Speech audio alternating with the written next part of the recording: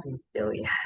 Ya, ketemu lagi dengan saya kali ini dengan materi manajemen tata kelola bencana di rumah sakit.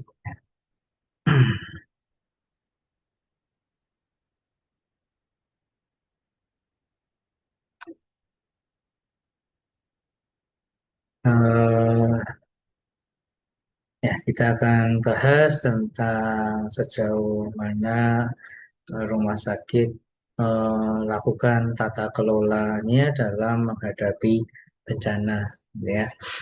Termasuk nanti sekilas beberapa hal tentang eh, bencana itu seperti apa, walaupun mungkin di mata kuliah yang lain ada ada materi yang lebih spesifik nantinya.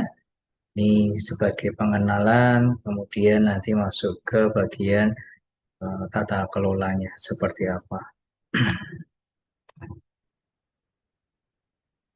Jadi sebagai latar belakang, kita tahu bahwa Indonesia adalah wilayah yang sangat rawan terhadap bencana, tidak hanya bencana alam, tetapi juga bencana yang disebabkan oleh ulah manusia, gitu ya, baik itu karena faktor apa namanya eh,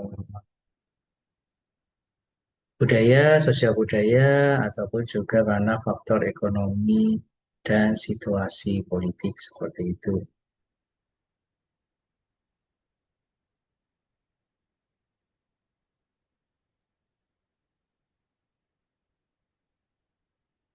Secara alam kita tahu bahwa Indonesia dikelilingi oleh apa namanya lempeng tektonis lapis bumi atau seringkali disebut bagian dari Ring of Fire, ya, beberapa kali mungkin akhir-akhir ini ya di media sosial Bapak Ibu atau saudara-saudara melihat itu ya bahwa Indonesia dikelilingi Ring of Fire karena ada beberapa kejadian gempa di belahan dunia yang lain. Apalagi DIY yang memang memiliki pengalaman atau riwayat mengalami gempa yang besar sekitar 20 tahun yang lalu ini ya, di mana sesar Pak waktu itu mengalami pergeseran memicu terjadinya gempa bumi yang besar, ya, dan membuat korban nyawa yang besar juga termasuk apa namanya kerusakan sarana prasarana. Nah, pada waktu gempa, salah satunya di DIY kemarin, kita atau Bapak Ibu, Saudara juga mungkin ikut merasakan yang tinggal di Jogja gitu ya, bahwa ketika ada korban yang begitu banyak, maka rumah sakit merupakan objek vital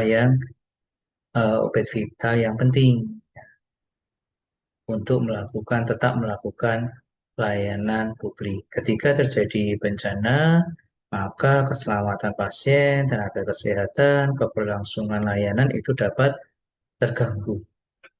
Dan ketika ada gempa, apalagi mungkin gedungnya tinggi gitu ya, pasien-pasien diungsikan keluar dan sebagainya, itu baru terkait dengan pasien yang ada di rumah sakit. Belum kalau ketambahan dari korban-korban bencana yang dari luar rumah sakit seperti itu. Dan di DIY tidak hanya memiliki resiko gempa ya, tetapi juga di utara ada Gunung Merapi yang masih suka meletus hingga saat ini itu juga membuat apa namanya rumah sakit di daerah utara menjadi berisiko juga untuk mengalami gangguan dalam pemberian pelayanan publiknya. Di bagian selatan mungkin ada risiko tsunami juga atau terkait dengan apa namanya bencana longsor seperti itu ya atau kekeringan itu pasti akan mengganggu pelayanan yang diberikan oleh rumah sakit sehingga diperlukan analisa risiko bencana yang sistematis. Nah, disinilah konteks manajemen itu diperlukan. Nah, jadi kita tidak fokus kepada apa namanya kejadian bencananya nantinya yang akan kita pelajari melalui materi, tapi lebih fokus ke manajemennya. Ya, analisa risiko bencananya seperti apa. Oke, tujuan materi kita pada saat ini. Nah, ini sekilas bahwa bencana tidak hanya bencana alam jenisnya, tetapi juga bencana non-alam dan bencana sosial. Ya, seperti kalau non-alam seperti kebakaran, wabah penyakit seperti COVID kemarin, gitu ya. Bencana sosial adanya kerusuhan atau konflik antar antar apa namanya antar suku misalnya, konflik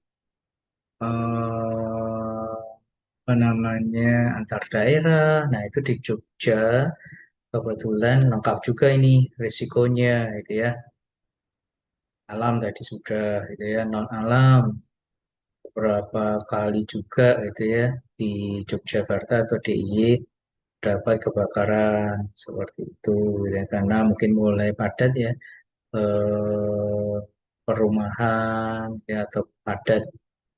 Nah, mungkin banyak orang yang memilih tinggal di Yogyakarta gitu ya, jadi rumah-rumah mulai padat.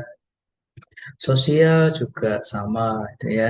Di DIY dengan statusnya sebagai kota pelajar terdapat apa namanya banyak mahasiswa atau penduduk yang sifatnya sementara tinggal di Jogja yang berasal dari beberapa daerah seperti itu.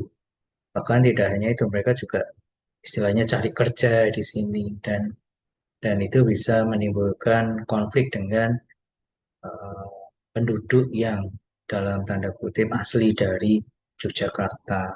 Jadi rumah sakit yang ada di Yogyakarta itu harus memiliki tadi ya analisis risiko ya, atau manajemen risiko terkait bencana yang bisa muncul di DIY. Begitu juga mungkin di rumah sakitnya Bapak Ibu atau teman-teman itu ya di provinsinya masing-masing bisa nanti ketika menjadi manajer suatu rumah sakit penting untuk mengidentifikasi dulu risiko-risiko yang bisa muncul dari jenis-jenis bencana ini sesuai dengan karakteristik yang ada di provinsi tempat tinggal saudara-saudara semua.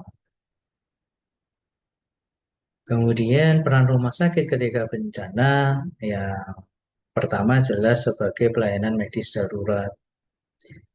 Yang kedua menjaga kesinambungan layanan kesehatan. Yang tadi sempat saya contohkan, ya, ketika ada gempa ya tetap rumah sakit punya peran merawat pasiennya yang sudah ada di rawat di rumah sakit, tetapi juga harus siap menerima korban-korban dari luar rumah sakit seperti itu ya. Sehingga perlu koordinasi juga dengan beberapa sektor, beberapa unit ya seperti BPBD, Dinas Kesehatan, TNI, Polri, relawan agar apa pelayanannya itu tetap optimal ya pelayanan bagi pasien yang sudah apa istilahnya sudah dirawat di situ sebelum bencana dan bagi pasien yang datang tiba-tiba ya karena bencana kan biasanya tiba-tiba ya yang tiba-tiba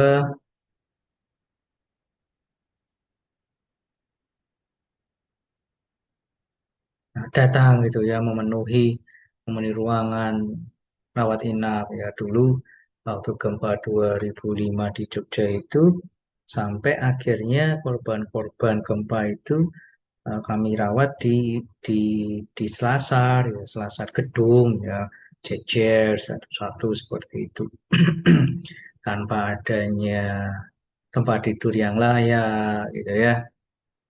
Waktu itu saya masih mahasiswa juga ikut bantu gitu ya. Apa namanya istilahnya memberikan tindakan pasang infus, pasang kateter ya tanpa tanpa eh, layakan karena namanya juga darurat gitu ya. Yang penting boso Jawane kecandak ya. Yang penting mereka tetap dapat mendapatkan layanan. Nah, itu peran rumah sakit saat bencana itu ya. Nah, tahapan manajemen bencana bagi rumah sakit yang pertama adalah mitigasi. Yang kedua siap siaga, lalu tanggap darurat dan manajemen terkait dengan rehabilitasi dan rekonstruksi.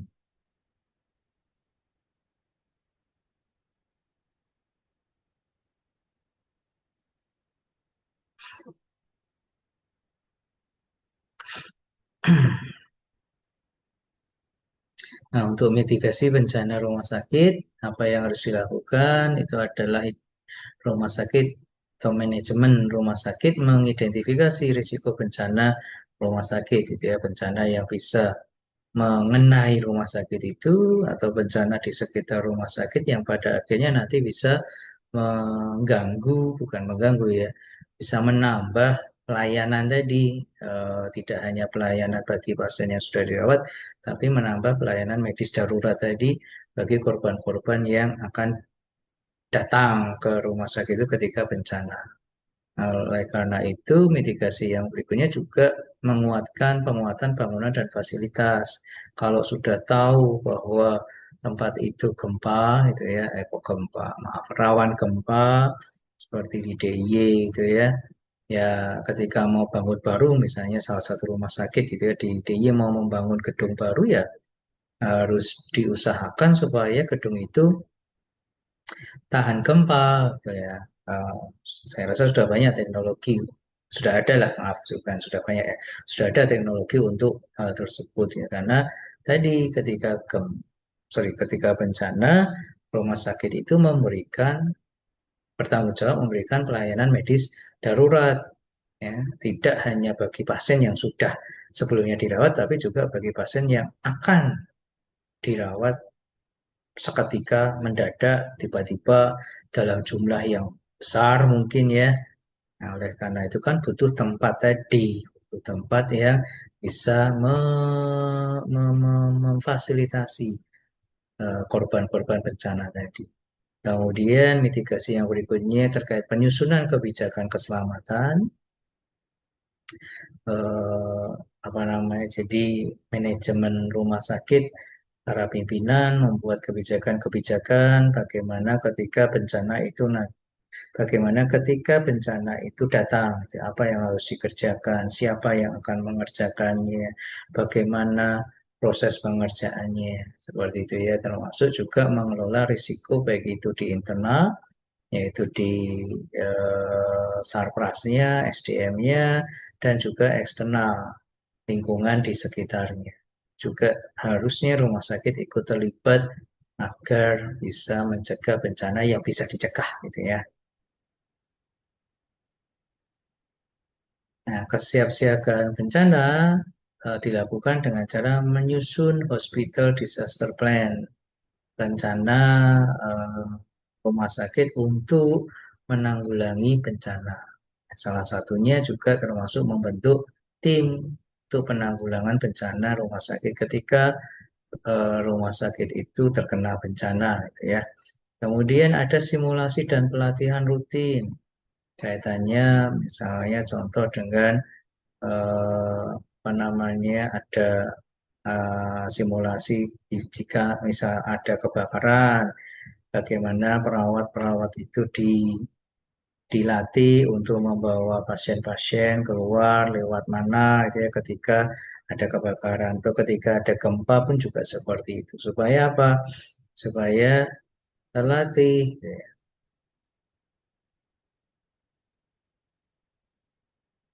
Saat ada bencana datang itu, maka apa kuwi jenenge, dia bisa lebih gercep gitu ya, karena sudah terbiasa saat akan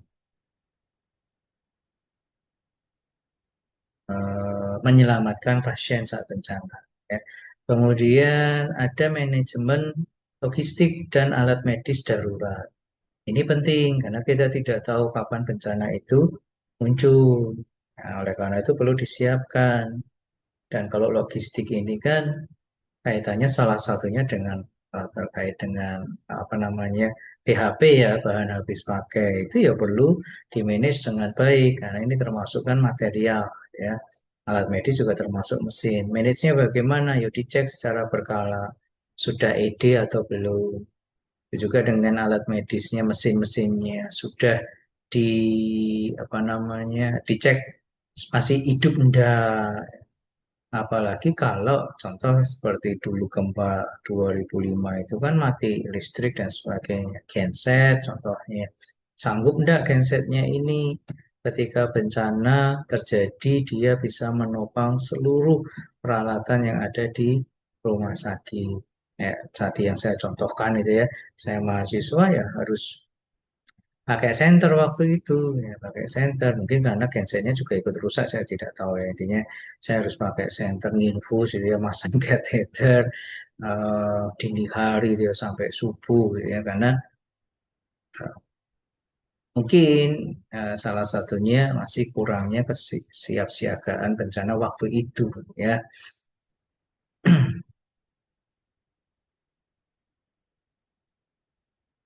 Kemudian tanggap darurat, ya, tanggap darurat itu adalah ketika bencana itu datang, ya rumah sakit harus mengaktifasi kode bencana di rumah sakit. Ini tadi kan sudah ada apa namanya manajemennya ya di kesiapsiagaan tadi sudah ada latihannya dan sebagainya. Jadi harusnya ketika tanggap darurat ini terjadi atau ketika bencana itu terjadi, perawat ataupun tim tadi, semua tenaga kesehatan sudah siap, termasuk dalam melakukan triase pasien, memobilisasi SDM, ya, cepat sekali waktu itu sekitar nggak sampai 1 jam, gitu ya, pihak rumah sakit menghubungi karena saya masih mahasiswa yang menghubungi pokoknya semua praktikan eh, wajib masuk gitu ya, wajib bantu ya. Karena mereka udah tahu bahwa ini tidak akan cukup kalau hanya mengandalkan perawat dan misalnya tenaga kesehatan yang ada. Waktu itu sampai di WA eh, kita mahasiswa sudah ada yang baru bangun di WA gitu ya. Ada juga yang masih praktek di apa namanya di komunitas gitu ya karena stase gitu ya rollingan di WA ya suruh semuanya balik ke ke rumah sakit itu contoh mobilisasi SDM. Komunikasi dan koordinasi cepat ini penting karena apa namanya listrik mungkin akan mati gitu ya. Kalau listrik mati biasanya sinyalnya juga lama-lama ikut mati gitu ya. Kemudian ya gimana caranya memanajemen komunikasi ini tadi karena Anda bisa bayangin lah ya harus merawat pasien yang sudah ada ya harus merawat korban-korban yang baru masuk gitu ya. Kalau listriknya mati, HP ini mati, ya apa caranya supaya komunikasi dan koordinasi itu cepat? Selain tentu saja strukturnya harus jelas ya. Tadi kan ada tim tadi ya. Strukturnya harus jelas, komandonya harus jelas. Siapa yang bisa mengkomunikasikan koordinasi itu dengan cepat, termasuk melakukan pengelolaan pasien secara massal. Tadi sudah beberapa saya contoh. Lalu ketika sudah mulai apa namanya tenang gitu ya, atau sudah mulai teratasi bencananya, termasuk korban-korbannya, tahap berikutnya adalah manajemen dalam tahap rehabilitasi dan rekonstruksi. Evaluasi dampak bencananya apa? Kalau misalnya ada sarpras yang rusak ya diperbaiki. Termasuk juga memulihkan pelayanan kesehatan, diatur lagi kalau di awal tanggap darurat itu kan masih istilahnya mode panik gitu ya. Mode pokoknya cepat yang penting nggak banyak yang meninggal misalnya. Bagaimana namanya darurat ya. Tapi begitu sudah masuk tahap rehabilitasi sudah bisa diidentifikasi itu dampaknya apa. Kemudian yang tertunda akibat mengutamakan yang darurat tadi jadi bisa diatasi arrange lagi, diatur lagi. Ya, misalnya kemarin ada operasi yang harus tertunda karena mementingkan kondisi darurat saat bencana, ya di-arrange lagi waktunya. Ya, sambil dicek sarana prasarananya di OK, apakah ada yang rusak gitu ya, yang bisa nanti eh, mempengaruhi jalannya operasi, contohnya seperti itu.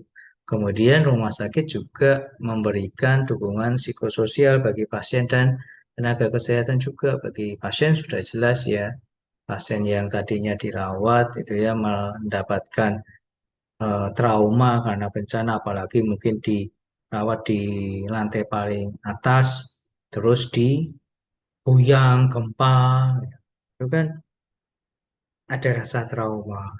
Ya, nah itu berikan dukungan psikososial. Bagi tenaga kesehatan juga sama. Saya aja waktu itu sebagai mahasiswa rasanya capek, gitu ya, sedih juga melihat pasien-pasien seperti itu. Mereka dirawatnya di selasar dan sebagainya. Nah, itu penting rumah sakit juga mengelola, memanage dukungan psikososial bagi tenaga kesehatan. Nah, itu tahapan-tahapan dalam bencana itu ya, manajemen bencana dari rumah sakit.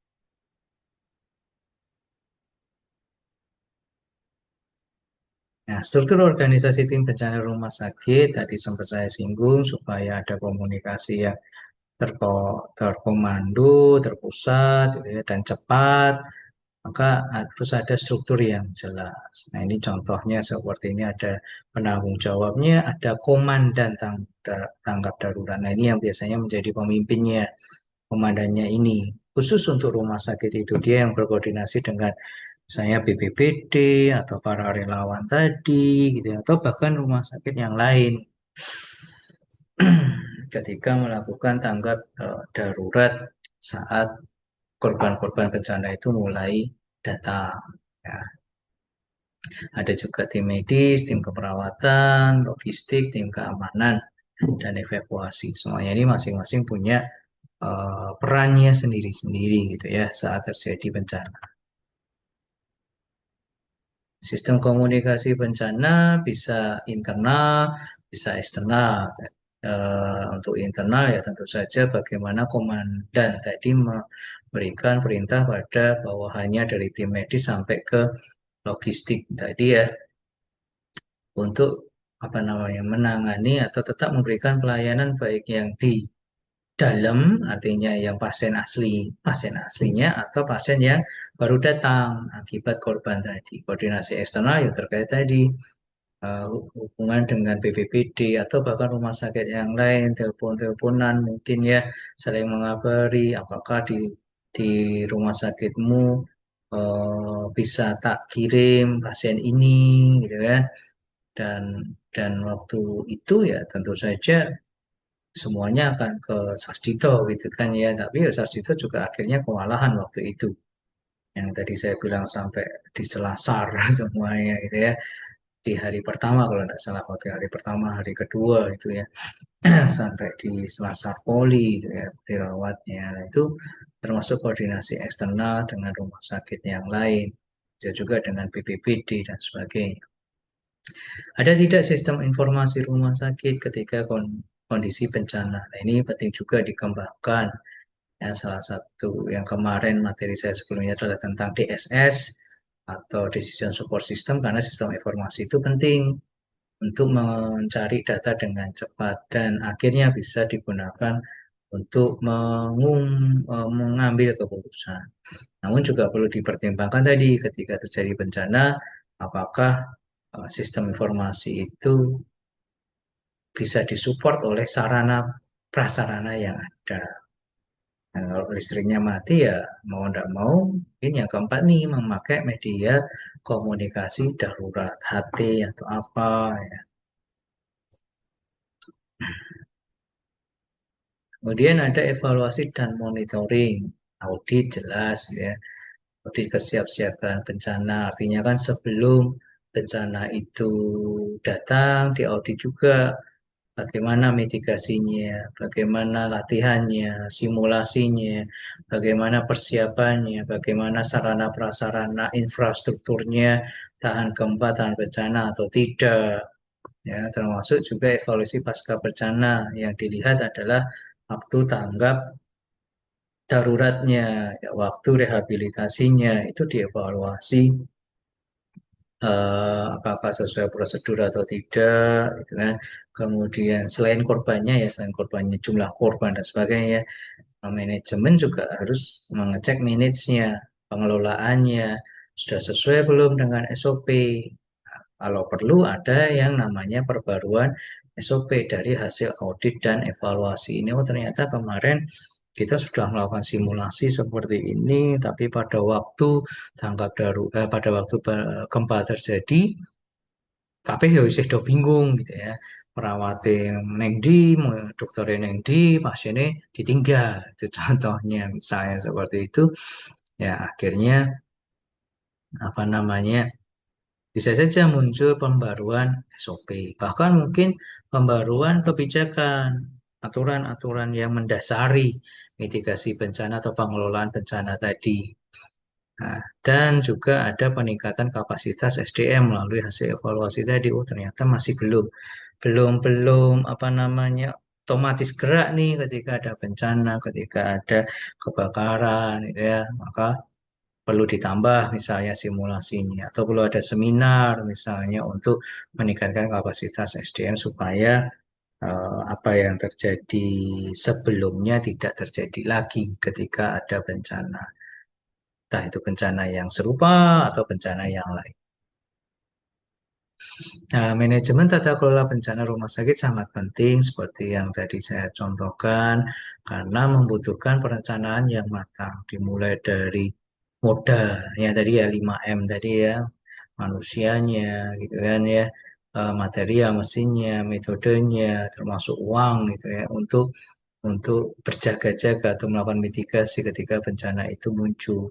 Kemudian manajemen tata kelola bencana juga penting karena membutuhkan koordinasi lintas sektor serta adanya pelatihan berkelanjutan yang tadi sudah saya contohkan semuanya. Tujuannya ya pelayanan kan, pelayanan itu tetap berlanjut. Pelayanan itu tetap optimal bagi pasien yang sebelumnya sudah dirawat dan bagi pasien baru yang baru datang ketika bencana itu muncul. Tujuan berikutnya adalah keselamatan dari pasien. Ya, jangan sampai ya kalau bisa jangan sampai yang sudah dirawat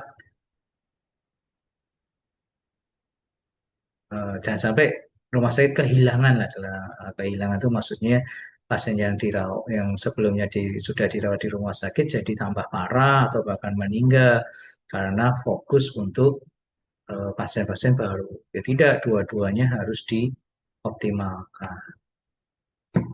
Itu sebabnya manajemen bencana di rumah sakit itu penting. Karena kita tidak tahu tadi ya, kapan bencana itu muncul. Apalagi rumah sakit di Jogja yang tidak hanya beresiko mengalami bencana gempa, tetapi juga dari Gunung Merapi, dari pantai, gitu ya. Bahkan berkali-kali pun dari cuaca kan juga termasuk ya ada bencana apakah terkait dengan angin, gitu ya. Juga tadi yang termasuk bencana non alam ataupun bencana sosial DI itu lengkap. Itu pentingnya melakukan analisa risiko bencana, baik itu dari ancaman, kerentanannya, ataupun kapasitas. Fungsinya apa? Untuk menentukan tingkat risiko dan prioritas penanganan ketika melakukan manajemen atau tata kelola bencana di rumah sakit. Nah, ini identifikasi potensi, menilai dampak bencana sehingga bisa menentukan prioritas mitigasi. Itulah tujuan dari analisa risiko bencana yang bisa terjadi di rumah sakit. Dengan demikian bisa mendukung penyusunan hospital disaster plan rencana ketika rumah sakit ini akan, ketika rumah sakit itu eh, mengalami bencana itu apa sih yang harus dilakukan? Ya, dimulai dari mitigasi tadi ya sampai akhirnya ke rehabilitasi itu harus ada rencana yang jelas.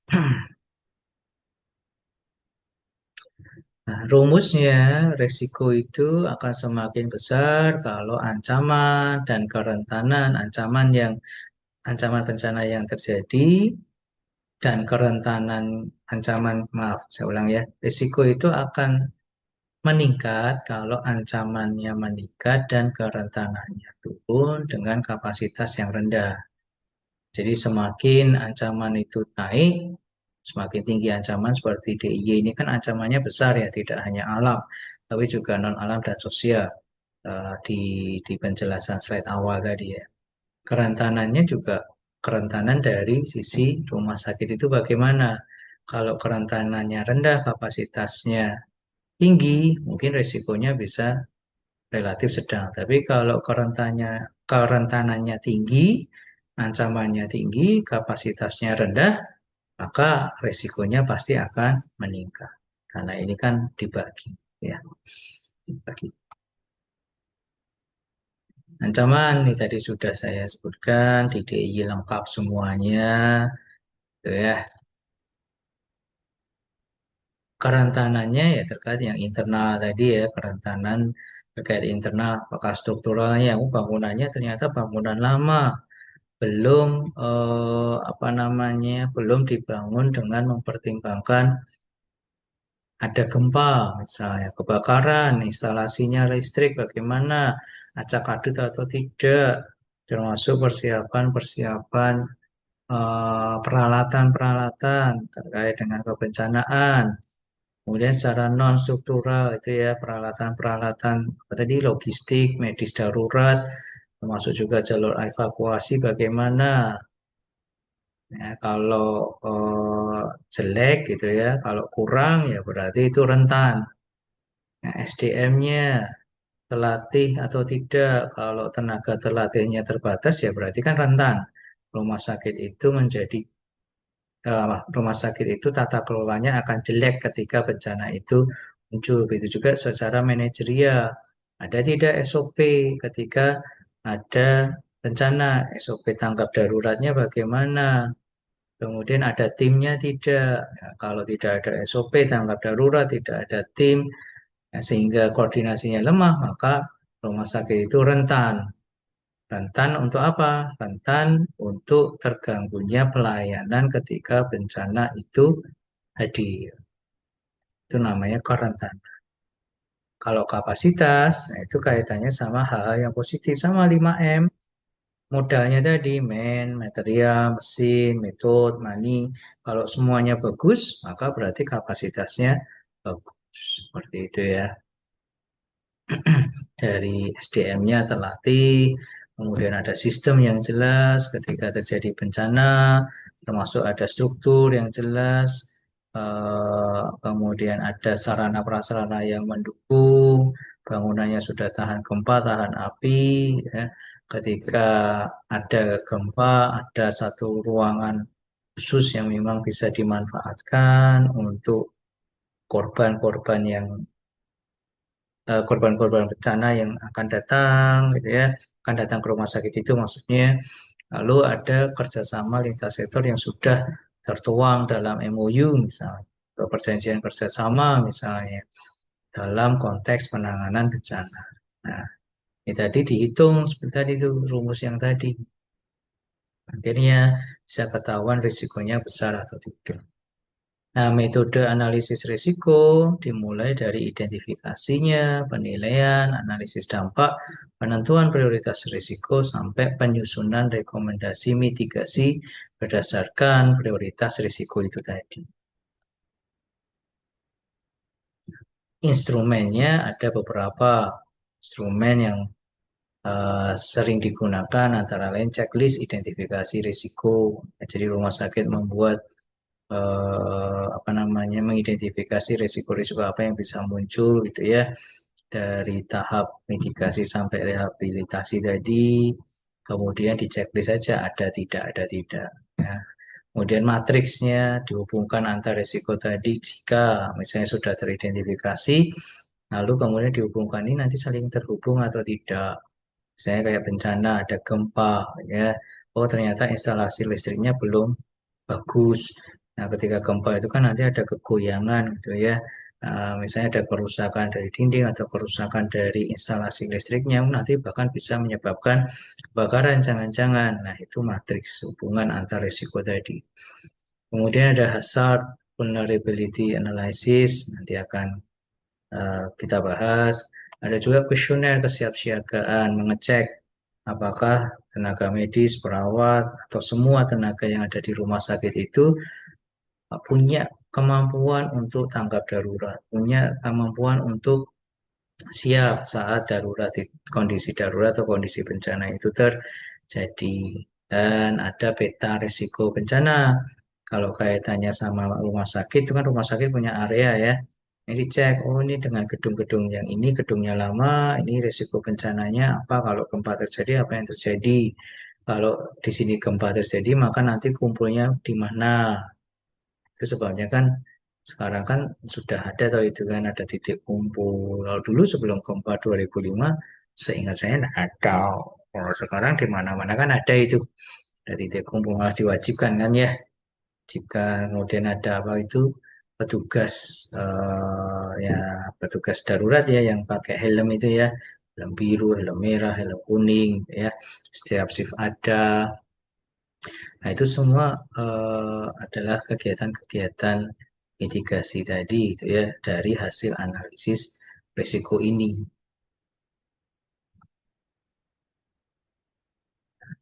Instrumen analisa selain HVA ada HIS. Kita lihat HSI, maaf, HSI dulu ya. Hospital Safety Index. HSI. Ini adalah alat penilaian risiko yang dikembangkan oleh WHO untuk mengukur tingkat kesiapsiagaan dan ketahanan rumah sakit terhadap bencana alam ataupun non-alam atau sosial tadi, serta kemampuannya untuk tetap berfungsi saat dan setelah bencana. Jadi fokus dari HSI ini memang secara tata kelola, siap enggak, gitu ya, tahan enggak, siap siaga artinya sebelum bencana itu datang mereka memang sudah memiliki kemampuan mumpuni enggak 5M-nya tadi ya, mainnya ya, kemudian material mesinnya bagaimana, seperti slide tadi sebelumnya. Lalu saat bencana, pemberian pelayanannya ke pasien baik yang sudah dirawat ataupun yang baru akan dirawat dari korban bencana tadi, gimana? Bisa berfungsi enggak? Jangan-jangan gedungnya ambruk gitu ya, atau alat-alatnya rusak, sehingga akhirnya rumah sakit ini yang harusnya memberikan pelayanan ke pasien yang sudah dirawat dan pasien baru dari korban bencana tadi harusnya tetap bisa berfungsi gitu ya. Itu juga telah bencana dalam hal rehabilitasi dan konstruksi tadi ya.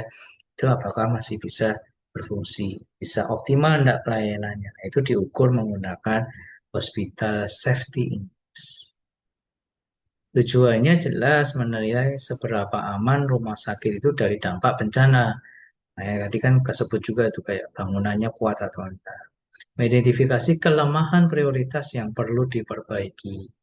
Nah, jangan keliru prioritasnya terkait dengan manajemen bencana. Nah, yang disiapkan misalnya terkait tanggap darurat, tapi yang terjadi seharusnya siap siaganya atau mitigasinya yang diperbaiki karena mainnya belum pernah dilatih, sumber daya manusianya belum pernah ada simulasi misalnya, simulasinya setahun sekali misalnya, ya kan. Terkait bencana atau gempa itu muncul nanti dari Hospital Safety Index sehingga oh ini salah prioritas. Hospital Safety Index dengan menilai dari setiap modal yang dimiliki rumah sakit tadi 5M tadi itu menjadi dasar untuk merencanakan, mengambil keputusan, mengalokasikan sumber daya dalam manajemen rumah sakit supaya siap menghadapi bencana dan mendukung safe hospital. Artinya apa? Rumah sakit itu tetap beroperasi saat bencana, ya. Tidak akhirnya menjadi rumah sakit yang bencana, bukan ya, bukan rumah sakit yang kolaps gitu ya ketika bencana itu datang, tapi tetap bisa memberikan pelayanan karena tadi korbannya bisa saja sangat banyak seperti contoh gempa 2005 kemarin di Jogja, 2006 atau 2005 ya. Itu. Nah, komponen hospital safety dengan tujuan tadi, maka ada tiga komponen, tiga modul utama. Yang pertama mau keselamatan struktural, modul keselamatan struktural, struktur gitu ya, gampanglah dipahaminya, struktur terkait dengan kekuatan fisik bangunan. Ya, kalau pas bencana gempa misalnya bangunannya ambruk, nah, gimana bisa memberikan pelayanan tadi sebagai safe hospital? Nggak bisa, kan? Pasiennya yang sudah dirawat akhirnya nggak bisa jadi dirawat, ya, dia harus dirujuk ke yang lain. Pasien rumah sakit ini juga tidak bisa menerima pasien baru karena tidak ada tempat lagi untuk merawat. Tuh, itu keselamatan struktural. Itu juga dengan peralatan-peralatannya. Itu terkait dengan keselamatan non struktural. Itu modul yang kedua.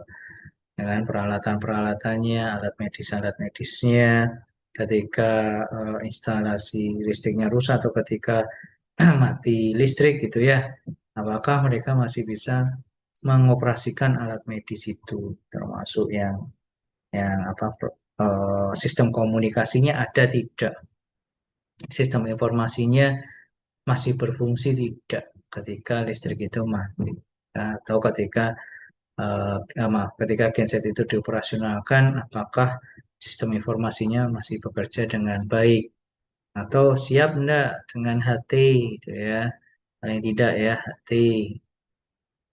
sering dicas enggak dan seterusnya. Karena apa? Kerusakan di non struktural ini jelas bisa menghentikan layanan meski bangunannya masih berdiri.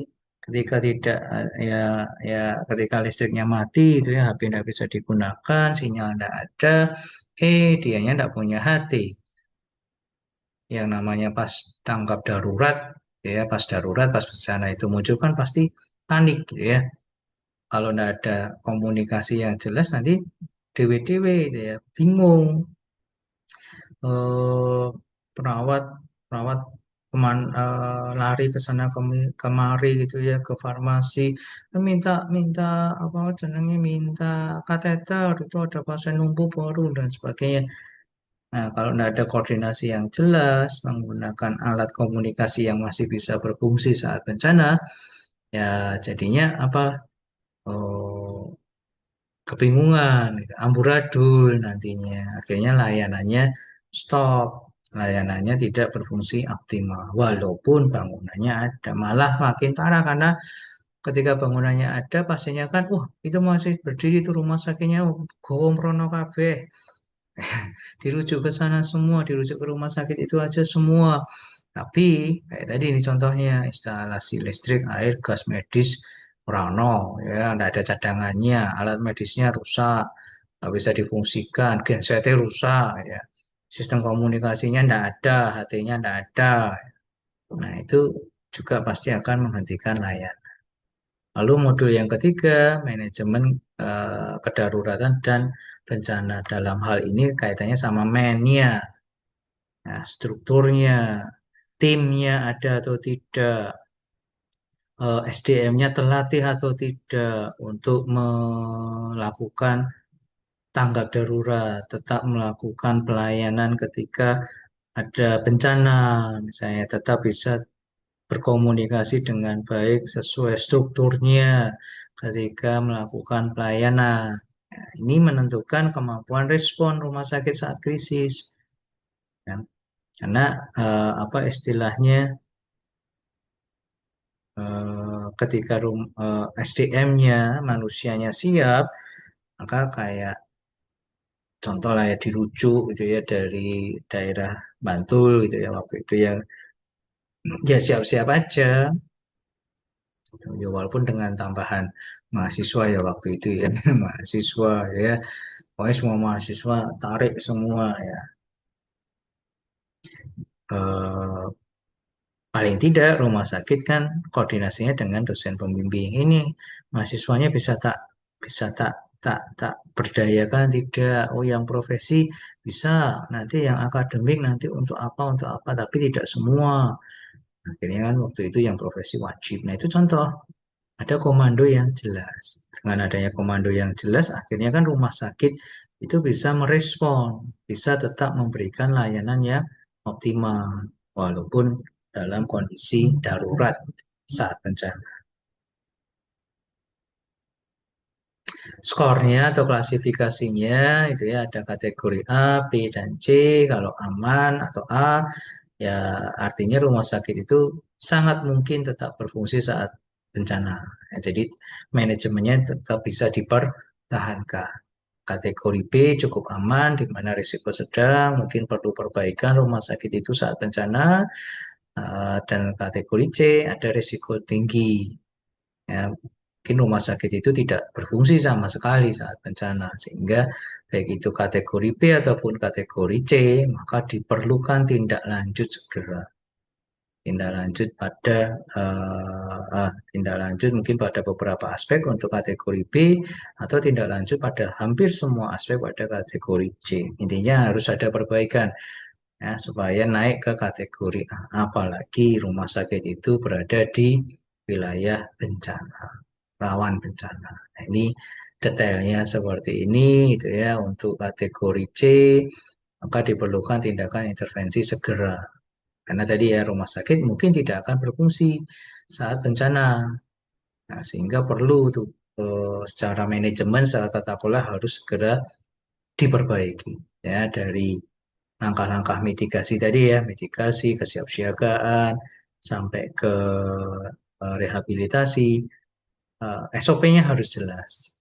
Manajemen rumah sakit harus membuat SOP kebijakan untuk itu. Karena skornya C gitu ya. Bahkan kalau perlu ya memperbaiki, kalau perlu dan kalau bisa ya, ya memperbaiki apa? Strukturalnya, ya. Strukturalnya bagaimana? Apa namanya? Alat-alatnya bagaimana? Logistiknya bagaimana? Itu yang rumah sakit yang dapat C, ya. Rumah sakit yang skornya B, ya, diperlukan tindakan intervensi dalam waktu dekat. Nah, manajemen rumah sakit tetap harus memperbaiki walaupun cukup nih, cukup aman ketika bencana itu muncul berdasarkan klasifikasi ini. Tetapi tetap kan kita tidak tahu ya bencana itu kapan akan datang. Sehingga memang manajemen rumah sakit atau tata kelola untuk mempersiapkan diri, mempersiapkan layanan saat bencana juga harus dirubah, harus segera diperbaiki juga. Ya. Sedangkan untuk yang A dikuatkan, ya, implementasinya harus dikuatkan, dikuatkan. Apa yang sudah bagus dikuatkan lagi. Kalau sudah terbentuk struktur, ya strukturnya itu dilatih. Orang-orang di dalamnya terus dilatih, terus diingatkan dengan simulasi-simulasi. Kalau ada uang bisa untuk mengupdate bangunannya atau bahkan mungkin menambah bangunannya gitu kan ya. Apa namanya untuk bisa melayani pasien saat bencana. Nah, penggunaan HSI tadi ya tentu saja digunakan untuk melakukan perencanaan strategis, prioritas perbaikan. Jadi sempat saya contohkan itu ya, atau sebagai dasar menyusun rencana mitigasi bencana. Jadi HDP tadi, Hospital Disaster Plan. Ya. Kalau C ya eh, harus segera gitu ya. Kalau klasifikasinya B perlu perbaikan dalam waktu dekat gitu ya. Walaupun tidak semua. Kalau A ya berarti tetap harus menguatkan. Bahkan kalau perlu mengupdate, mengupgrade lagi supaya benar apa istilahnya lebih optimal nantinya ketika memberikan pelayanan saat bencana. Penggunaan atau hasil HSI kita juga sebagai manajemen risiko. Manajemen risiko itu kita tahu risiko apa yang bisa muncul dan kita bisa memitigasinya, mengurangi potensi-potensi kerugian ketika risiko itu nantinya akhirnya tetap muncul. Ya, itu penting dalam suatu manajemen. Jika Bapak Ibu menjadi manajer, Bapak Ibu harus melakukan yang namanya manajemen risiko. Nah, tahu ini risiko apa yang bisa muncul, baik itu dari pengalaman yang lalu atau mungkin dari analisis Bapak Ibu terhadap atau saudara-saudara terhadap perkembangan teknologi saat ini.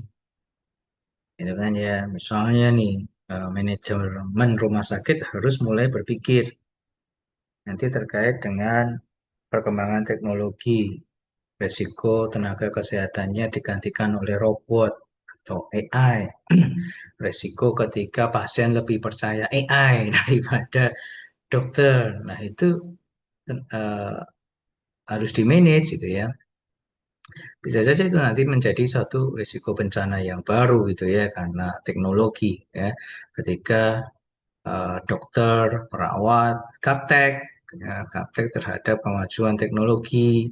Nah, itu kan bisa menjadi bencana sendiri gitu ya, bencana sosial sendiri yang akhirnya mungkin menyebabkan rumah sakit itu tidak berfungsi. Itu juga bisa terjadi. Makanya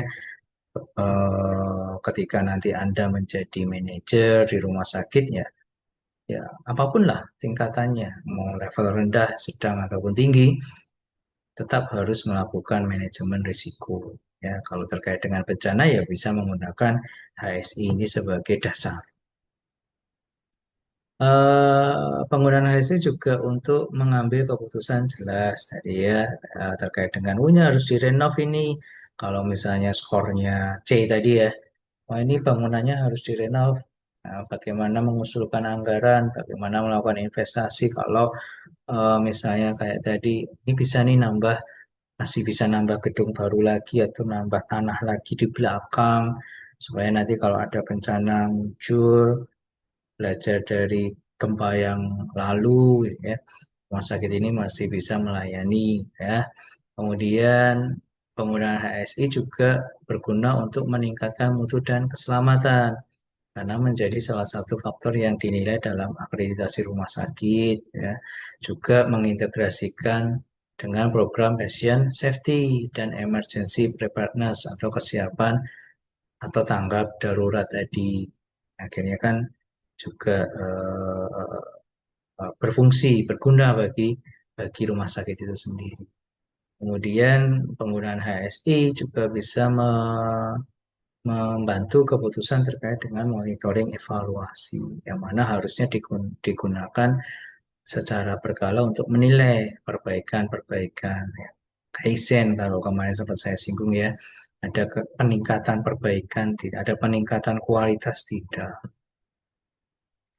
Termasuk kalau perlu ya membandingkan kesiapsiagaan antar rumah sakit ya, bukan saling ingin menjatuhkan bukan pengen aku loh apa enggak tetapi kan ya contoh kayak tadi DIY kena gempa itu kan ya rumah sakit harus saling mendukung kan ya mau yang di Gunung Kidul mau yang di Wates mau yang di Sleman kota atau yang di Sarjito itu ya, sebagai pusat rujukan nasionalnya itu kan harus saling mendukung ya, saat bencana itu muncul ya jangan saling melempar masalah nah oleh karena itu dengan membandingkan itu eh, ya bisa saling tukar pengalaman nih lah. Oh, bisa saling mengingatkan, oh aku kurangnya di sini.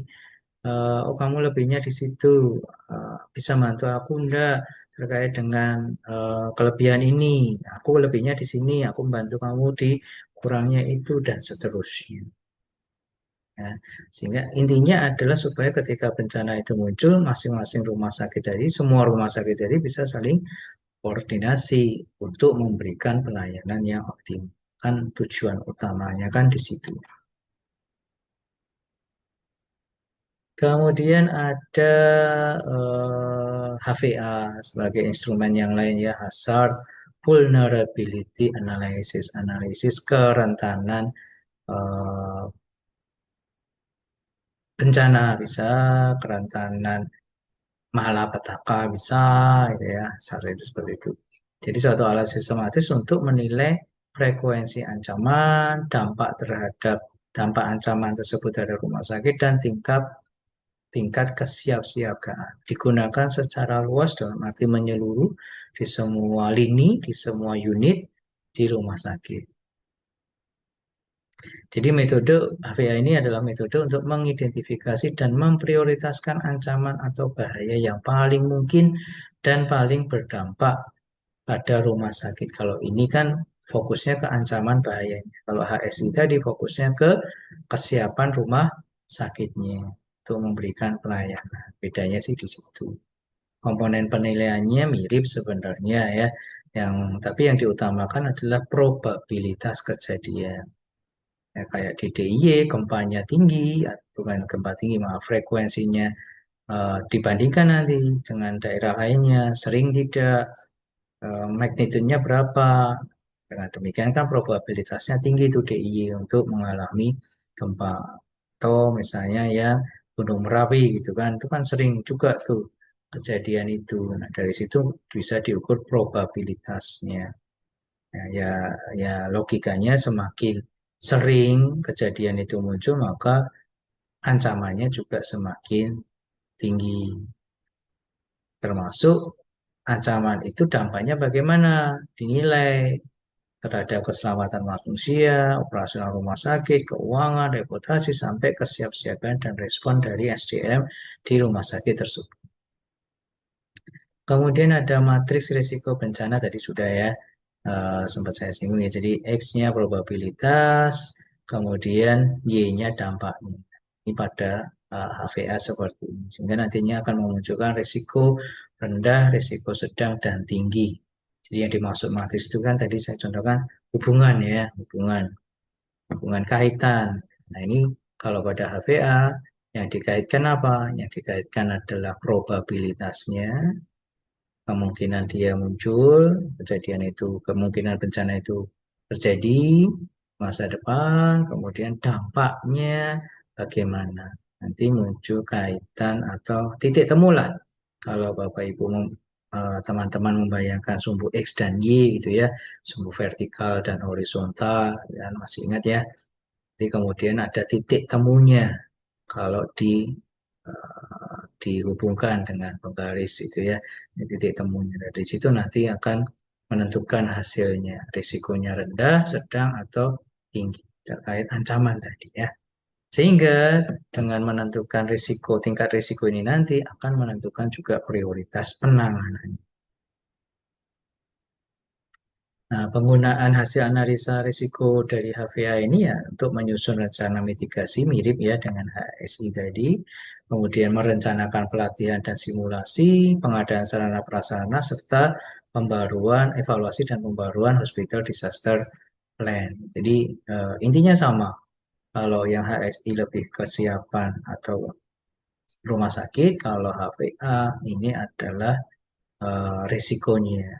Ya, ketika ada risiko atau ketika muncul bahwa rumah sakit itu dikelilingi oleh risiko baik itu rendah, sedang, tinggi, ya maka berdasarkan ancaman-ancaman tadilah disusun ini tadi rencana mitigasinya, mitigasi ancaman, ya, merencanakan pelatihan, simulasi supaya bisa menghadapi ancaman itu dengan baik, mengadakan sarana prasarana untuk meminimalisir ancaman itu. Contoh ya kalau gempa ya strukturalnya diperbaiki supaya tahan gempa. Kalau kebakaran ya struktur bangunannya maaf di non struktur bangunannya, instalasi listriknya diperbarui supaya tidak mudah terbakar. Termasuk juga evaluasi pembaruan Hospital Disaster Plan itu. Nah, analisis risiko dilakukan secara berkala minimal 1 kali setahun. Dengan melihat kejadian ke belakang, maka bisa terlihat juga probabilitasnya itu. Nah, kan probabilitas kan bisa diukur dari apa yang sudah terjadi, berapa kali sih, ya, kemudian dibagi dengan kemungkinan yang bisa muncul. Kemudian bisa juga dilakukan setelah kejadian bencana, disesuaikan juga dengan perubahan lingkungan rumah sakit. Nah, simpulannya, analisa risiko bencana sangat penting di rumah sakit karena bisa membantu meningkatkan kesiapsiagaan, membantu meningkatkan kualitas manajemen tata kelola tadi. Tata kelola di rumah sakit ketika untuk siap untuk tetap beroperasi dalam memberikan pelayanan bagi pasien yang sudah dirawat atau pasien baru yang akan datang dari korban-korban bencana tadi. Instrumen utamanya bisa pakai HVA, materi risiko, dan menjadi dasar tata kelola bencana rumah sakit. Ya, termasuk instrumen yang lain juga bisa. Tuh, bisa digunakan lah untuk apa namanya membuat HDP yang baik, ya, menjadi dasar tata kelola bencana rumah sakit itu tadi. Nah, itu yang bisa saya jelaskan. Nah, kesimpulannya ya, Bapak Ibu atau teman-teman nanti ketika menjadi manajer, Bapak Ibu bisa mengecek gitu ya dengan kondisi wilayahnya sendiri, apakah memiliki ancaman, apakah terdapat ancaman bencana dari wilayah sekitar rumah sakit. Kemudian menilai rumah sakitnya sudah siap belum. Dari situ nanti silakan sebagai manajer Anda mengembangkan manajemen tata kelola kebencanaan di rumah sakit. Intinya dari tahap mitigasi tadi, bagaimana memitigasi, bagaimana siap, saya menyiapkan SDM-nya, simulasi dan sebagainya, bagaimana mengelola, merencanakan tanggap daruratnya, bahkan sampai merencanakan rehabilitasi dan rekonstruksinya. Itu harus muncul dokumen tersendiri dalam HDP atau Hospital Disaster Plan tadi. Dan jangan lupa tersosialisasikan kepada seluruh pegawai ya, seluruh SDM yang ada melalui tim komando tadi, tim yang memang secara struktur organisasi sudah dibentuk dalam rangka menyiapkan rumah sakit tadi ketika menghadapi bencana. Ya, itu yang bisa saya sampaikan. Terima kasih atas waktunya. Kita bisa ketemu lagi di lain kesempatan dengan materi yang berbeda. Oke, saya akhiri. Selamat beraktivitas kembali.